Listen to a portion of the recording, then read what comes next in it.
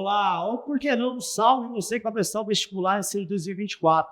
Aqui mais um episódio, ela veio ali para te preparar e deixar você por dentro da melhor forma possível para se pronto no final do ano.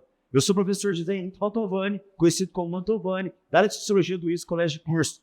Olá pessoal, meu nome é Rodrigo Paes, eu sou professor de História da Arte e de Literatura e a aula de hoje vai ser sobre Brasil e identidade nacional. A gente vai tentar responder rapidamente, ou ainda dar um prelúdio do que foi a pergunta que norteou uma busca pela identidade nacional, ou a resposta de uma pergunta que é o quê?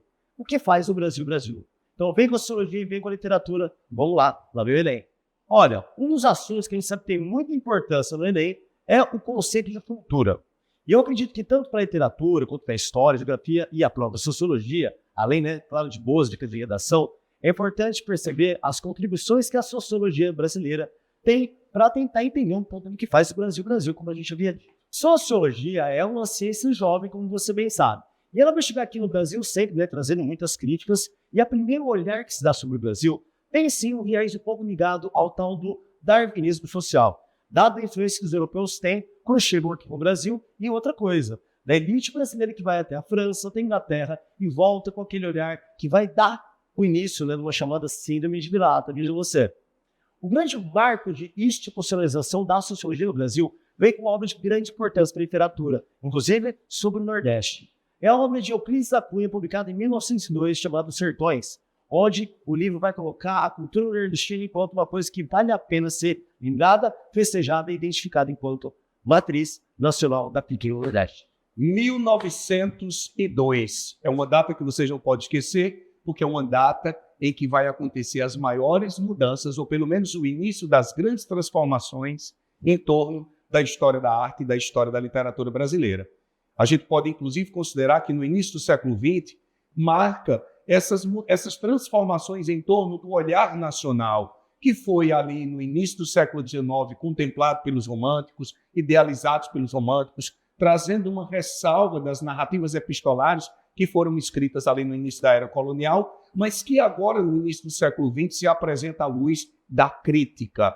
Crítica social. Essa é a maior característica da obra de Euclides da Cunha. Euclides da Cunha, que é compreendido pelos críticos literários como uma escrita que se propõe em torno de um barroco científico. A literatura de Euclides da Cunha, esse escritor, enquanto jornalista, escreve a partir de um modelo de romance de tese.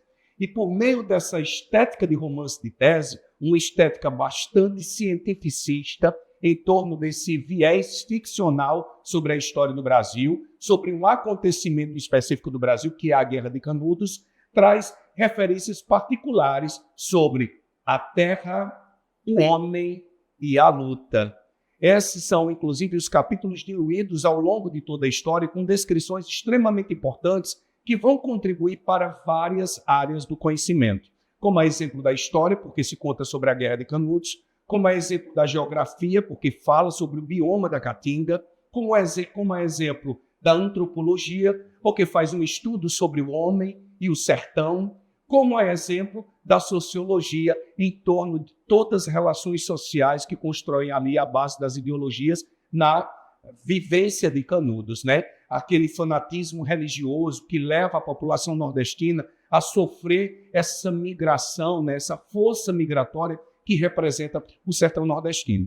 Todas as obras que vão surgir no início do século XX, até a década de 30, elas vão estar diretamente influenciadas por alguns acontecimentos históricos, como, por exemplo, a implementação do trabalhador assalariado, como, por exemplo, a instauração do governo republicano e, principalmente, os problemas ocasionados ali com o fim da escravidão. Então, Euclides da Cunha é um dos grandes nomes dessa literatura nacionalista que se apresenta no início do século XX, abrindo as portas para a chegada aí dos modernistas de 22 e dos modernistas de 30, que vêm oficialmente para consolidar a arte nacionalista aqui no Brasil. Não é só a consolidação da arte nacionalista no Brasil. A obra de Euclides da Cunha de 1902, ela traz um olhar. Ele não dá resposta que a gente tanto quer ter resposta que faz o Brasil Brasil, mas ele dá um prelúdio sim ao momento em que ele valoriza a cultura nacional. Porque que se a gente for pensar, quando a sociologia chega no Brasil, o olhar de quem vem de fora, ou até quem é do Brasil, que vai para a Europa, vai olhar para Paris, vai olhar para o Brasil e falou assim, será que aqui em Bahia é tão bom quanto o país? É uma mentalidade religiosa em sala, mas no final das contas, essa tal síndrome de vira-lata, ela tem como origem, não é? A nossa formação de 3 matrizes que vão compor inicialmente o Brasil, o indígena, o afro e o luso, vai também trazer um ponto que vai conectar até o século XX com as migrações e olhares de muita gente no mundo velho do mundo. O fato é que uma segunda fase da sociologia, que é a sociologia científica, ela tem muito a ver com a fundação da USP, da Universidade de São Paulo, e do Departamento de Ciências Sociais, Política e Sociologia na própria USP. É nesse momento que você tem pensadores como Sérgio Buarque de Holanda, querendo descobrir, a partir da obra As Raízes do Brasil, o ethos nacional. E aí a gente tem nisso aquele primeiro conceito primordial, que é combinando o tal do jeitinho brasileiro, ou essa tal malandragem que nos caracteriza enquanto polo. São contribuições que visam sempre entender o que é Brasil, uma identidade que é preciso ser pensada de forma crítica, porque o personalismo e o próprio patrimonialismo, eles se mostram, mas tem que ser pensado de uma forma crítica. A partir daí, a gente tem um outro mito, cara, que é criado, que é o tal do mito da democracia racial. Gilberto Freire, esse pernambucano, né, que tem uma obra tão grande, tão grandiosa como Casa Grande Senzala, Sobrados e Mucamos, ele tem contribuições para a sociologia. No momento que ele destaca elementos do catolicismo popular e coloca a contribuição do negro, que tem grande importância para a cultura nacional. Só que, esse tal mito da democracia racial, você sabe muito bem que é um mito. O Brasil ainda é um país com um grande número de racismo, infelizmente. Crimes contra essa grande parte da população que fez do Brasil. O Brasil ainda existem. Mas um destaque importante, já temos o homem cordial, Sérgio Buarque, já temos Gilberto Freire, todos na década de 30, mas vem cá. Essa ideia do racismo, ela vai ser pensada. E aí que é importante destacar a figura do grande professor Florestan Fernandes, que vai falar sobre a integração do negro na sociedade de classes. É uma tese de doutorado de 64 que vai trazer um pouco essa questão. Após a abolição, será que o negro realmente foi integrado à sociedade de classe do Brasil? Além desse autor, que é basilar, temos também a Celso Furtado, nascido aqui em Pombal, ao lado de João Pessoa, que vai falar sobre desenvolvimento, e vários autores que mais vão pensar essa resposta eventual com uma pergunta que é muito clara. O que faz o Brasil Brasil? Falar de cultura e falar de identidade nacional é falar de lei, que é interpretativo e conta com o olhar da sociologia, da literatura, da arte, da filosofia, da história, e conte com a gente aí em qualquer momento que vocês precisarem para a gente fazer esse Enem, o seu Enem. É o Rodrigo? Perfeito, exatamente isso. E ainda faço mais uma ressalva. Toda a formação da identidade brasileira ainda continua em construção.